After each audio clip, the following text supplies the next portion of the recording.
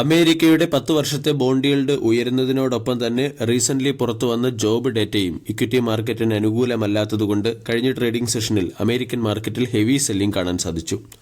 ഡോ John's 1.63%, S&P 1.54%, Nasdaq 1.64% ഇടിഞ്ഞു. കൂടാതെ Brent ക്രൂഡിന്റെ വിലയിലും ഗണ്യമായ വർധനവുണ്ടായി. ബ്രന്റ് ക്രൂഡ് 2.84% ഉയർന്ന് $79 പെർ ബാരൽ എന്ന ലെവലിലേക്ക് എത്തുകയും ഗോൾഡിന്റെ പ്രൈസ് 0.84% ഉയരുകയും ചെയ്തു. വെള്ളിയാഴ്ചയിലെ ട്രേഡിംഗ് സെഷനിൽ ഇന്ത്യൻ മാർക്കറ്റിലും വീക്ക്നെസ് പ്രകടമായിരുന്നു. 23,500 എന്ന ഒരു പ്രധാന സപ്പോർട്ടിനെയാണ് വെള്ളിയാഴ്ച ഇന്ത്യൻ മാർക്കറ്റ് നഷ്ടപ്പെടുത്തിയത്. കൂടാതെ FIS ഇന്ത്യൻ മാർക്കറ്റിൽ തുടർച്ചയായ സെല്ലിംഗ് നടത്തുകയും ചെയ്യുന്നു. വെള്ളിയാഴ്ച മാർക്കറ്റ് അവറിന് ശേഷം ക്വാർട്ടർലി റിസൾട്ട് പുറത്തുവിട്ട സ്റ്റോക്കുകളെ ഇന്നത്തെ ട്രേഡിംഗ് സെഷനിൽ ഫോക്കസ് ചെയ്യാവുന്നതാണ്. ഈ സ്റ്റോക്കുകളിൽ സ്റ്റോക്ക് സ്പെസിഫിക് ആക്ഷൻ വരാനുള്ള സാധ്യത കൂടുതലാണ്. ഒന്നാമത്തെ സ്റ്റോക്ക് PCBL അല്ലെങ്കിൽ ഫിലിപ്സ് കാർബണേറ്റ്. കഴിഞ്ഞ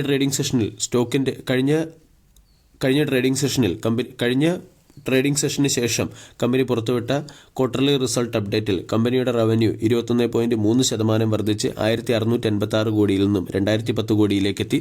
എന്നാൽ നെറ്റ് പ്രോഫിറ്റ് 37% ഇടിഞ്ഞ് 147 കോടിയിൽ നിന്നും 93 കോടിയിലേക്ക് എത്തുകയും എബിറ്റ 14% ഉയർന്ന് 278 കോടിയിൽ നിന്നും 317 കോടിയിലേക്ക് എത്തുകയും ചെയ്തു.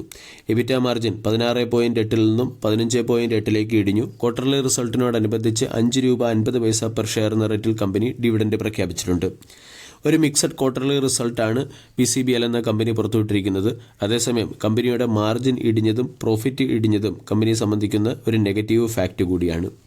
ഇക്വിനിക്സിന്റെ ക്വാർട്ടർലി റിസൾട്ടിൽ കമ്പനി 35 കോടി രൂപയുടെ ലോസിൽ നിന്നും 22 കോടി രൂപയുടെ പ്രോഫിറ്റിലേക്ക് എത്തി. കൂടാതെ കമ്പനിയുടെ റവന്യൂ 101 കോടിയിൽ നിന്നും 279 കോടിയിലേക്ക് മെച്ചപ്പെടുകയും ചെയ്തു.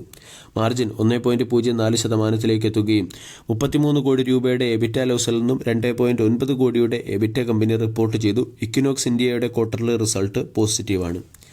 ജസ്റ്റ് ഡയലിന്റെ ക്വാർട്ടർലി റിസൾട്ടിൽ കമ്പനിയുടെ നെറ്റ് പ്രോഫിറ്റ് 15% ഇടിഞ്ഞ് 184 കോടിയിൽ നിന്ന് 131 കോടിയിലേക്കെത്തി. റവന്യൂ 0.9% വർദ്ധിച്ച് 284 കോടിയിൽ നിന്നും 287 കോടിയിലേക്കെത്തി. 28.8%-ൽ നിന്നും 30.1%-ലേക്ക് മാർജിൻ ഇംപ്രൂവ് ആയിട്ടുണ്ട്. അവന്യൂ സൂപ്പർ മാർട്ടിന്റെ ക്വാർട്ടർലി റിസൾട്ടിൽ കമ്പനിയുടെ റവന്യൂ 18% വർദ്ധിക്കുകയും മാർക്കറ്റ് എസ്റ്റിമേഷനെ ബീറ്റ് ചെയ്യുകയും ചെയ്തു. 15,739 കോടി രൂപയുടെ റവന്യൂ പ്രതീക്ഷിച്ചെടുത്ത് 15,973 കോടി രൂപയുടെ റവന്യൂ കമ്പനി റെക്കോർഡ് ചെയ്തു. കഴിഞ്ഞ വർഷം 13,572 കോടി രൂപയുടെ റവന്യൂ ആയിരുന്നു നേടിയത്. നെറ്റ് പ്രോഫിറ്റ് 4.8% വർദ്ധിച്ച് 691 കോടിയിൽ നിന്നും 723 കോടിയിലേക്കെത്തി. എബിറ്റ 1,120 കോടിയിൽ നിന്നും 1,217 കോടിയിലേക്ക് എത്തുകയും എബിറ്റയിൽ 8.66% വർധനവുണ്ടാവുകയും ചെയ്തു. അതേസമയം മാർജിൻ ഇടിഞ്ഞത് ഒരു കൺസേൺ തന്നെയാണ്. 8.3% മാർജിൻ പ്രതീക്ഷിച്ചെടുത്ത് മാർജിൻ 7.6%-ലേക്ക് ഇടിഞ്ഞു. ഇന്ന് Anand Rathi Wealth, Angel One, Delta Corp, Den Network, HCL Technology, Himadri Speciality Chemical, Lotus Chocolate തുടങ്ങിയ സ്റ്റോക്കുകളെ ക്വാർട്ടർലി റിസൾട്ടിന്റെ പോയിന്റ് ഓഫ് വ്യൂ ശ്രദ്ധിക്കാവുന്നതുമാണ്. ഇന്നത്തെ ട്രേഡിംഗ് സെഷനിൽ സ്റ്റോക്ക് സ്പെസിഫിക് ആക്ഷൻ വരാൻ സാധ്യതയുള്ള മറ്റ് ചില സ്റ്റോക്കുകളെ കൂടി പരിചയപ്പെടാം. ഒന്നാമത്തേത് യൂഗ്രോ ക്യാപിറ്റൽ. യൂഗ്രോ ക്യാപിറ്റലിന്റെ ക്വാർട്ടർലി ബിസിനസ് അപ്ഡേറ്റ് പുറത്തു വന്നിട്ടുണ്ട്. കമ്പനിയുടെ അസറ്റ് അണ്ടർ മാനേജ്മെന്റ് 32% വർദ്ധിച്ച് 11,050 കോടിയിലേക്ക് എത്തുകയും കമ്പനിയുടെ ടോട്ടൽ ലെൻഡിംഗ് 2,050 എന്ന മൈൽ സ്റ്റോൺ മറികടക്കുകയും ചെയ്തു. അതുകൊണ്ട് യൂഗ്രോ ക്യാപിറ്റൽ എന്ന സ്റ്റോക്കിനെ ഇന്ന് ഫോക്കസ് ചെയ്യാവുന്നതാണ്. വാഡിയ ഗ്രൂപ്പ് സെബിയുടെ ചില സെക്യൂരിറ്റി ലോ വയലേഷൻസ് നടത്തി എന്നതുമായി ബന്ധപ്പെട്ട ഡിസ്പ്യൂട്ട് സെറ്റിലായതിൻ്റെ പശ്ചാത്തലത്തിൽ വാഡിയ ഗ്രൂപ്പിലെ സ്റ്റോക്കുകളെയും ഇന്നത്തെ ട്രേഡിംഗ് സെഷനിൽ ഫോക്കസ് ചെയ്യാം. പോളി മെഡിക്യൂർ എന്ന കമ്പനി ആംപിൻ എന്ന കമ്പനിയുമായി ചേർന്ന് സോളാർ പവർ പ്രോജക്റ്റ് സെറ്റപ്പ് ചെയ്യുന്നതിന് വേണ്ടി ഒരു ജോയിന്റ് വെഞ്ചർ ഡീലിൽ ഒപ്പുവച്ചിട്ടുണ്ട്. സാരദ എനർജി ആൻഡ് മെറ്റൽ എന്ന കമ്പനി 24.9 മെഗാവാട്ട്, മിനറൽ എന്ന കമ്പനി 24.9 മെഗാവാട്ട് ശേഷിയുള്ള Rehar small hydro project successfully commission ചെയ്തു. ICICI ലൊംബാർഡിന് ഇൻകം ടാക്സ് ഡിപ്യൂട്ടുമായി ബന്ധപ്പെട്ട് 175 കോടി രൂപയുടെ ടാക്സ് റിലീഫ് ലഭിച്ചത് സ്റ്റോക്കിനെ സംബന്ധിക്കുന്ന പോസിറ്റീവ് അപ്ഡേറ്റ് ആണ്. അദാനി വിൽമാർ എന്ന കമ്പനിയിൽ ഗ്രീൻ ഷൂ ഓപ്ഷൻ വഴി പ്രൊമോട്ടേഴ്സ് സ്റ്റേക്ക് സെല്ലിംഗ് തുടരുന്നു. 1.51% സ്റ്റേക്കുകൾ കൂടി പ്രൊമോട്ടർ ഓഫ്ലോഡ് ചെയ്യുകയാണ്. നൈബ് എന്ന കമ്പനിക്ക് എയർക്രാഫ്റ്റ് എക്യുപ്മെന്റ് മാനുഫാക്ചർ ചെയ്യുന്നതിന് വേണ്ടി ഒരു മെഗാ ഓർഡർ ലഭിച്ചിട്ടുണ്ട്. അതുകൊണ്ട് നൈബ് എന്ന സ്റ്റോക്കിനെ ഇന്നത്തെ ട്രേഡിംഗ് സെഷനിൽ ഫോക്കസ് ചെയ്യാവുന്നതാണ്. NL green power India private limited എന്ന കമ്പനിയെ 792 കോടി രൂപയ്ക്ക് ഏറ്റെടുക്കുന്നതിന് വേണ്ടി വാരി എനർജി എന്ന കമ്പനി ധാരണാപത്രത്തിൽ ഒപ്പുവെച്ചു. ഇതിന്റെ പശ്ചാത്തലത്തിൽ വാരി എനർജി എന്ന സ്റ്റോക്കിനെയും ഇന്നത്തെ ട്രേഡിംഗ് സെഷനിൽ ഫോക്കസ് ചെയ്യാം.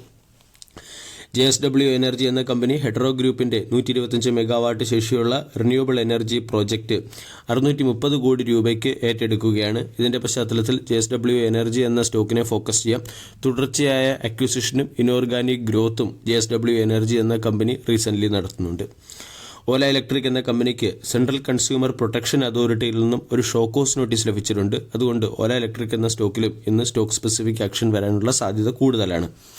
ഇലക്ട്രോണിക്സ് എക്സ്ചേഞ്ച് നോട്ടിഫിക്കേഷൻ പ്രകാരം ഇലക്ട്രോണിക് സ്മാർട്ട് എന്ന കമ്പനി എക്സ്പോർട്ട് ഇമ്പോർട്ട് ഓപ്പറേഷനും കൊമേഴ്സ്യൽ പ്രൊഡക്ഷൻ ഓപ്പറേഷനും ആരംഭിച്ചിട്ടുണ്ട്. ഇതിന്റെ പശ്ചാത്തലത്തിൽ ഇലക്ട്രോണിക് സ്മാർട്ട് എന്ന സ്റ്റോക്കിനെ ഇന്ന് ഫോക്കസ് ചെയ്യാം. 360 ON വാം എന്ന കമ്പനി മണി ഗോൾഡ് സൊല്യൂഷൻ പ്രൈവറ്റ് ലിമിറ്റഡ് എന്ന കമ്പനിയെ അക്വയർ ചെയ്യുന്നതിന് ആവശ്യമായ അപ്രൂവൽ സെബിയുടെ സൈഡിൽ നിന്നും ലഭിച്ചു. അതുകൊണ്ട് 360 ON വാം എന്ന സ്റ്റോക്കിനെയും ഇന്ന് ഫോക്കസ് ചെയ്യാവുന്നതാണ്.